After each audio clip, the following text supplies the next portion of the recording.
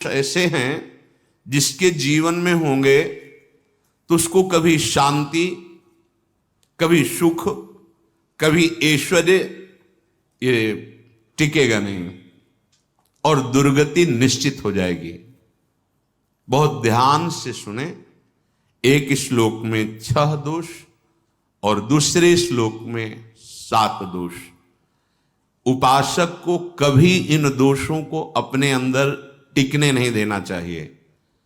और जो संसार के मार्ग में चल रहे हैं, अगर इन दोषों में चलेंगे तो हुआ जो आपके पुण्य कर्मों से ऐश्वर्य है भी वो नष्ट हो जाएगा। आप दुख, चिंता, शोक से ग्रसित होकर बड़ा दुख में जीवन व्यतीत करेंगे और आपकी गति बिगड़ जाएगी, दुर्गति हो जाएगी। विकत्थनः स्पृहायुर्मनस्वी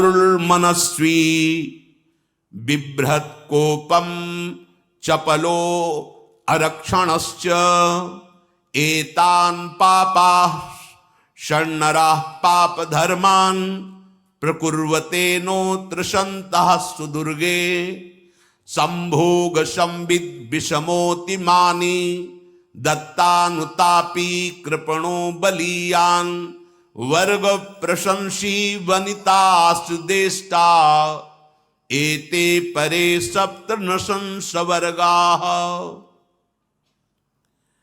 जो अपने मुख से अपनी बड़ाई प्रशंसा करता है, ये 13 लिख लो दिमाग में, डायरी में, क्योंकि ये नोट हो रहा है, आवाज डाली जाएगी, आप बार बार सुन, इनसे बचिए। अपनी बड़ाई, अपनी प्रशंसा कभी अपने मुख से नहीं करना, नहीं तो आपके पुण्य नष्ट हो जाएंगे, बुद्धि भ्रष्ट माने गिर जाएगी। अगर परमार्थ में चल रहे हैं तो भी, और व्यवहार में तो पुण्य नष्ट हो ही जाएंगे। बुद्धि गिरी हुई तभी ऐसी बात होती है। और यह दोष बहुतायत है, ये बहुत प्रभावशाली है, अपनी बड़ाई मारना।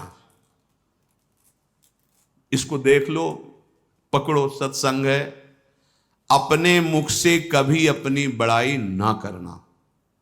अगर कोई अपने मुख से अपनी बड़ाई करता है तो उसके सुकृत नष्ट हो जाते हैं, बुद्धि भ्रष्ट माने गिर जाती, पतित हो जाती है, फिर निर्णय ठीक नहीं। अगर हमारा सारथी, हमारा ड्राइवर मूढ़ हो तो कहीं भी हमको गिरा देगा, तो वो बुद्धि भ्रष्ट मतलब गिर जाती है, निर्णय करने लायक नहीं रहती। अपनी प्रशंसा अपने मुख से करना। दूसरा, लोलुपता, ये वृत्ति नहीं होनी चाहिए। धर्म से चलेंगे, धर्म के द्वारा जो हमें प्राप्त होगा उसी से हम अपना भरण पोषण करेंगे। आपके बच्चे स्वस्थ होंगे, बुद्धिमान होंगे, परिवार में बहुत सुख और शांति होगी। भले दीपक की तरह जलो, बहुत काल तक रहेगी।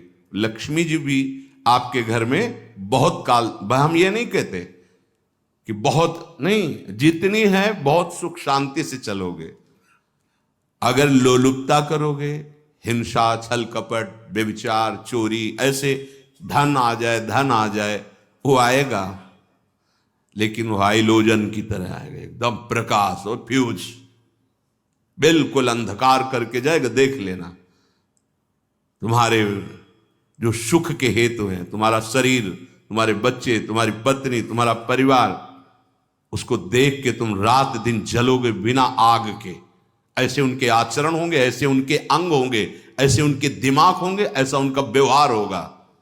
ये लोलुपता अगर उपासक में या किसी में है तो उसको नष्ट कर देती है। सावधान।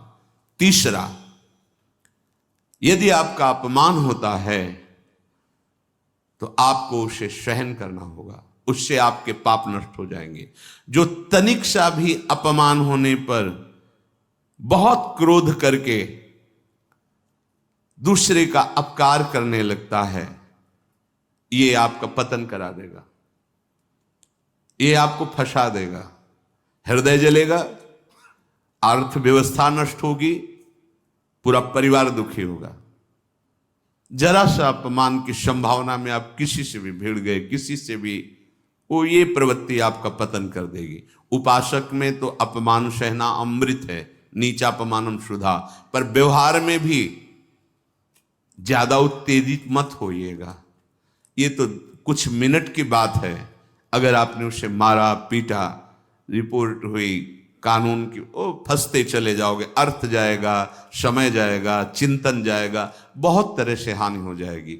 अगर आप सह गए तो आपका सहना उसके लिए आग बन जाएगा।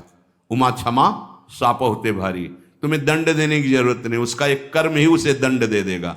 आप शांत हो जाइए, आप सत्संगी हैं, आप शांत रहिए।